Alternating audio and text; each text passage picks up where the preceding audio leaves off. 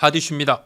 기아 루키 김도영 선수 요즘 대단하죠. 이제 원래 유격수인데 3루수로도 나옵니다. 슈퍼 루키의 포지션 이동, 갑론을박인데 기아 구단 내부 목소리를 한번 들어봤습니다. 두산 미란다 선수 부상 그리고 KT 강백호 선수 부상 자세한 뒷이야기를 좀 전합니다. 프로야구 정규 시즌의 관중 입장 가이드라인이 나왔습니다.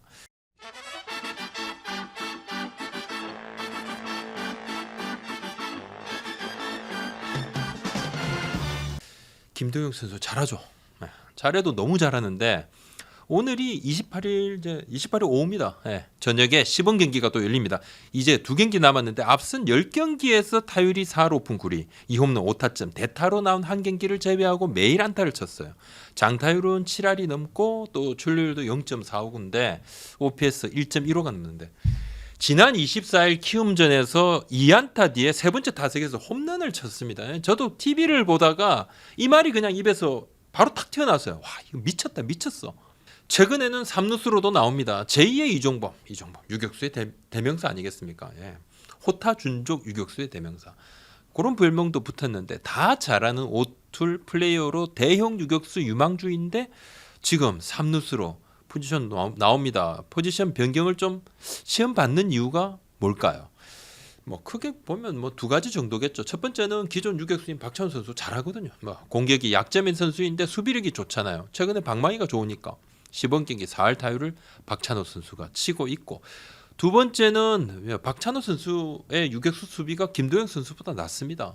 김도영 선수의 유격수 수비가 방망이 실력에 비해서는 조금 아직 경험을 쌓아야 된다. 반면에 기아의 지금 3루에는 아주 강력한 주전 터줏대감이 있다고 보기 어렵습니다. 이런저런 이유가 조금 겹쳤다. 지금 의견이 좀 상충하죠. 유격수 김도영, 3루수 김도영. 팀의 현재 상황, 선수의 미래 등등 고려할 것이 많습니다. 어찌 보면 이러한 고민이 사실 이제 김도영 선수가 너무 잘하고 또 박찬호 선수도 같이 잘해서 생긴 기아 내부적으로 보면 행복한 고민이기도 한데, 첫 번째 의견은 김도영 선수는 전도 유망한 선수니까 그냥 유격수에 박아놓고 키워라. 이런 의견. 두 번째는 팀의 전력 강화가 가장 중요하다. 유격수 박찬호, 또 김도영 3루수. 이런 변신도 지금 나쁘지 않다. 이런 의견.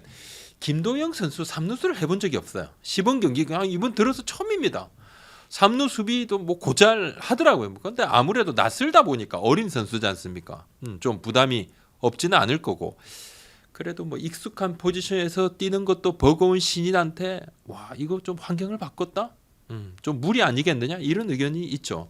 반대 의견은 지금 잘하고 있는 박찬호 선수의 이제 기회를 그냥 무조건 뺏는 거, 이거 조금 부당하다. 물론 이제 포지션 변경이 한시적일 수 있습니다. 언제든지 또 여기서 또 변경이 가능하겠죠. 시범 경기 정도니까요. 때로는 박찬호 선수가 다른 포지션을 볼 여지도 있고 기아 내부에서도 고민이 좀 있어요. 여러 감안 요소 중에서 김도영 선수의 적응, 또 박찬호 선수의 활약 지속 여부가 또 중요할 것이고 앞으로 또 변동 사항이 있을 수 있다는 거죠. 장정석 기아 단장의 생각을 한번 들어봤습니다. 팀 전력 강화가 우선이다, 최우선이다.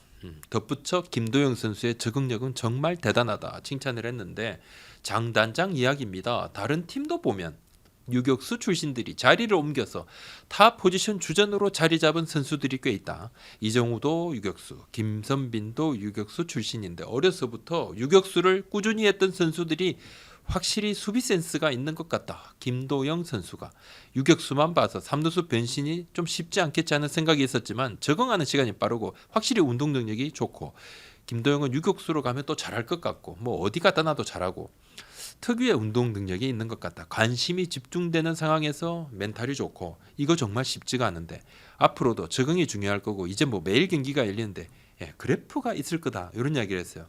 잘하는 날도 있고 힘든 날도 있을 것이고 그런 것을 선수가 어떻게 이겨내는지도 지켜봐야 될 것 같고 팀은 차분히 지켜보고 있다.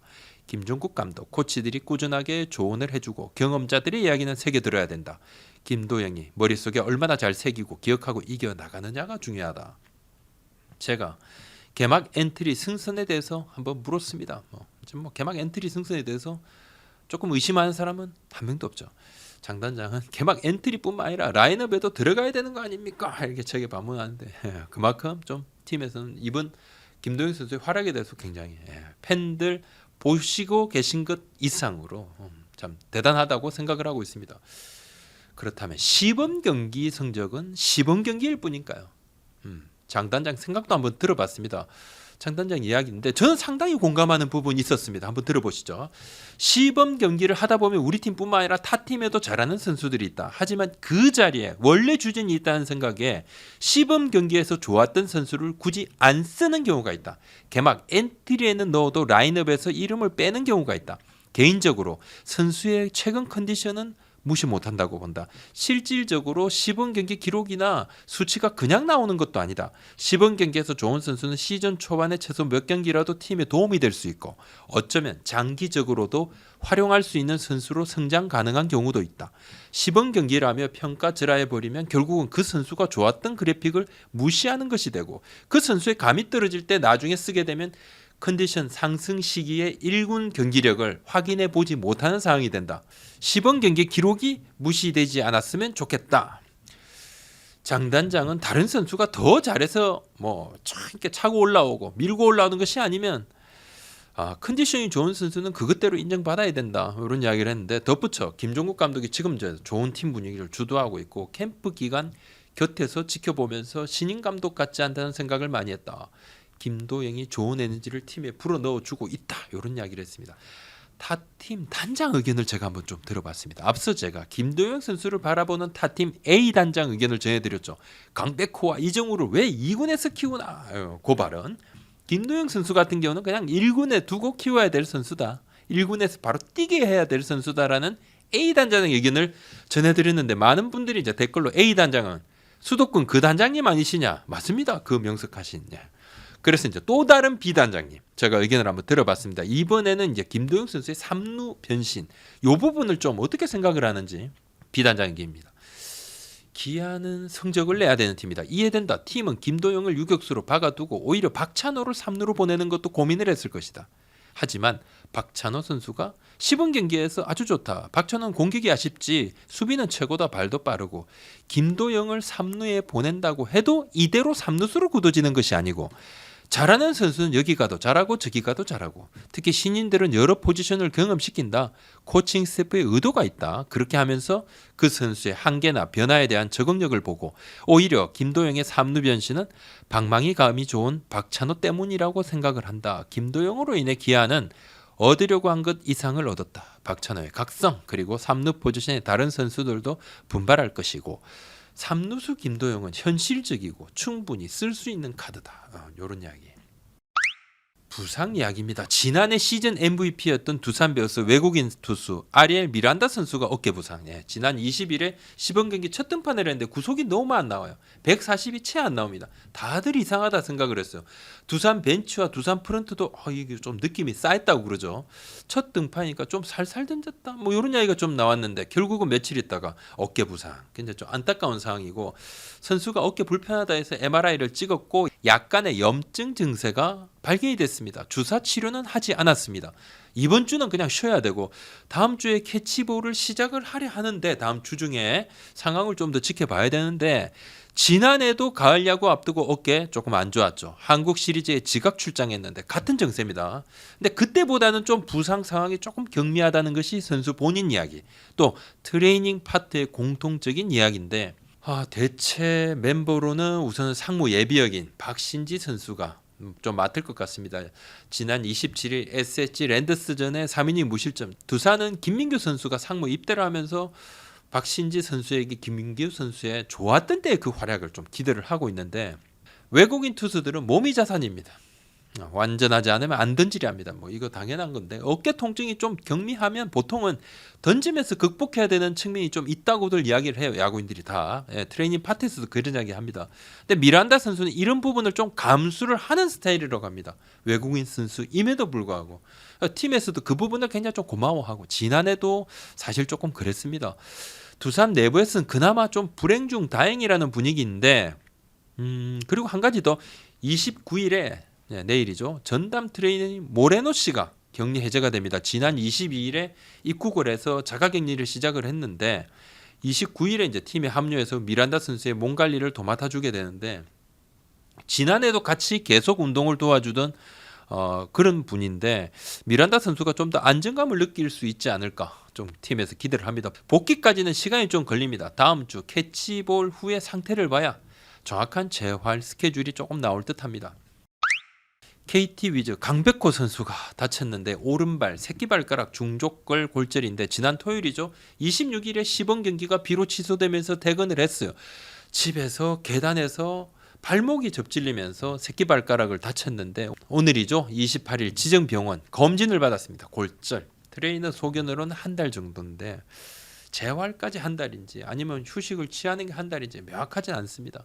공식 소견은 좀 병원 검진을 조금 더 정밀 검진을 좀 받아본다 그럽니다. 크게 다르진 않을 것 같다는 것이 팀 판단인데 KT 관계자 얘기입니다. 공백은 한 달 정도로 보는데 잘 관리해서 4월 말이나 5월 초에 복귀하는 걸로 좀 잡아야 되는 상황이고 발가락 부상이어서 움직임에 한계가 있고 당분간 훈련 못한다 그러죠.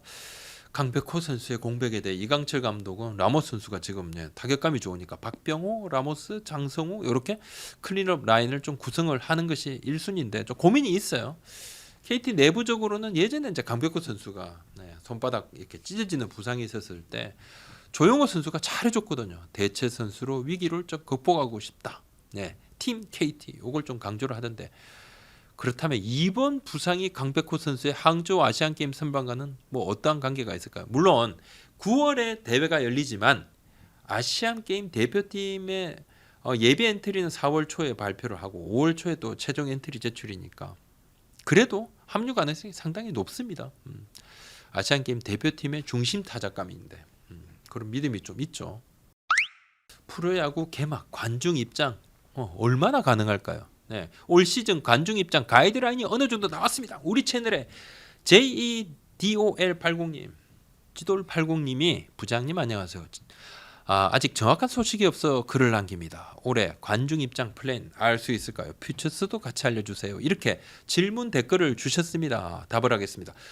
정규리그 개막 4월 2일부터 관중은 100% 입장 취식은 허용, 마스크는 착용 그리고 육성 응원은 금지입니다. 육성 응원은 금지인데 이게 조금 애매하긴 합니다. 애매모호합니다. 앞서 이제 얼마 전에 축구 A 매치 이란전 보니까 육성 응원 금지인데 함성 소리가 엄청 크게 들립니다. 금지인데 소리는 여하튼 그렇습니다.